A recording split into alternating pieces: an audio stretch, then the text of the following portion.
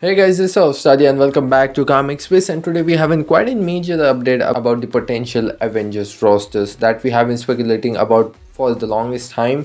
And again, we don't have a lot of clearness about what this roster is going to be looking like of the reformed Avengers, because Mouse Studios have went on to set up a lot of adjacent storylines with the multiverse saga. So we have a lot of things going on, we have a bunch of storylines going on at the same time. But today we have quite an interesting update. It does give us a little bit of clarity about what this roster is going to be looking like, but it also tells you Mouse Studios is going to be taking in quite a different direction when it comes to both of the upcoming Avengers films from what we have seen the previous 4th adaptation of the Avengers. So we have a lot to talk about, a lot to break it down, as our today's update is coming from Alex Perez from Cosmic Circus. And again, it is quite a major source that we cover frequently on the channel and like to give a lot more reverence. So as in the latest Q&A, where Alex Perez went on to state this when asked about the involvement of Shang-Chi in the upcoming Avengers film, where he stated, Shang-Chi is going to be part of the Avengers formed by Bruce Banner, Carol Danvers and Wong. It's interesting, isn't it? Because where's Ant-Man, where's Sam,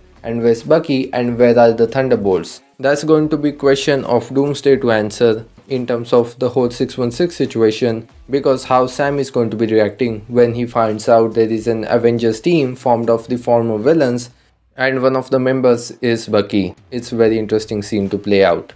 We did actually kinda talk about this topic where we discussed that Mouse Studios was planning to introduce bunch of teams across the multiverse with at least 4 to 5 teams composed of our heroes, but it looks like Mouse Studios is going to be introducing a bunch of teams within the 616 continuity alone, with of course Thunderbolts are supposed to be part of Avengers Doomsday as well. The Young Avengers is also looks to be the part of the both of the Avengers films, so we are going to have bunch of Avengers teams throughout both of these films. And again, when we head to Secret Wars, there's also going to be the multiverse heroes and multiverse teams coming into the play as well.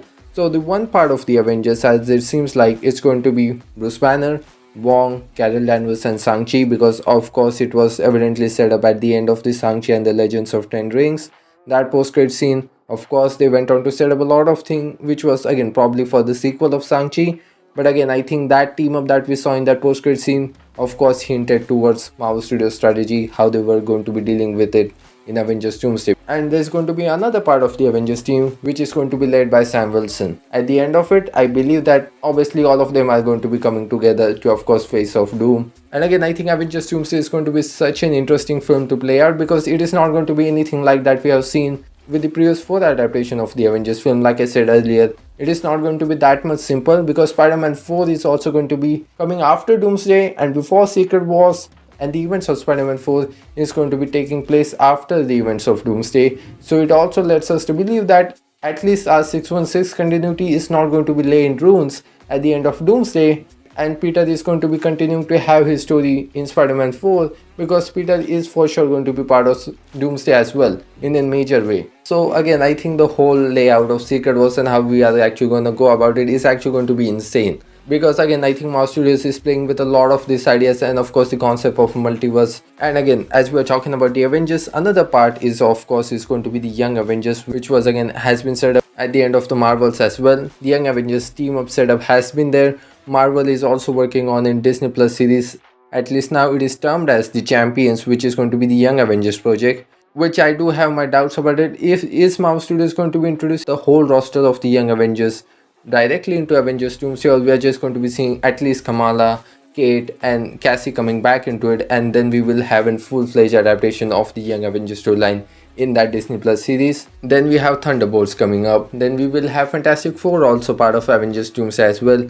At the beginning, at least I believe that we are going to start this storyline at a completely different point, with all of these teams being dispersed and at least having some their own assignment to how they're actually going to be dealing with the Doomsday situation. And at the end of it, of course, everyone is just going to be coming together. But I think it is going to be interesting how Mouse Studios is going to be playing out, given how much that they have set up. They have set up a lot of heroes and they have set up a lot of teams. And matter of fact, the Thunderbolts title have the asterisk in it. As we head at the end of the Thunderbolts, it's probably going to be changed into Dark Avengers or something. A lot of these teams are going to be calling themselves the Avengers. And again, we also have to mention Thor and Ant-Man for sure, because of course they have been in such pivotal characters in the previous adaptation as well, and they are quite a major part of the MCU for sure.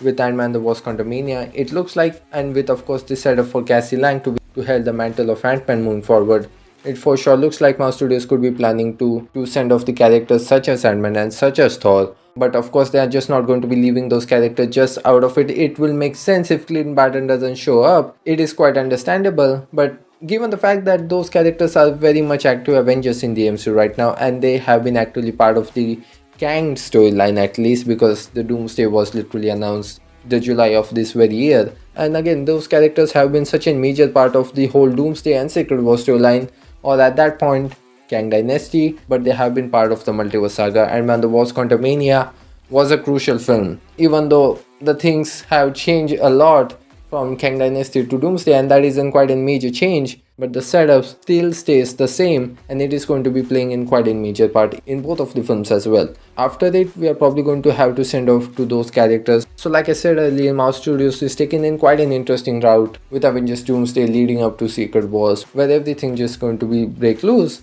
X-Men coming into the play with alternate universe Fantastic Four, the previous adaptation of the characters, everything is going to be going on in that film. So again, I think it is time for me to see you guys off on this one. I'm so glad that you guys got the time to hear me out. Thanks for listening to me.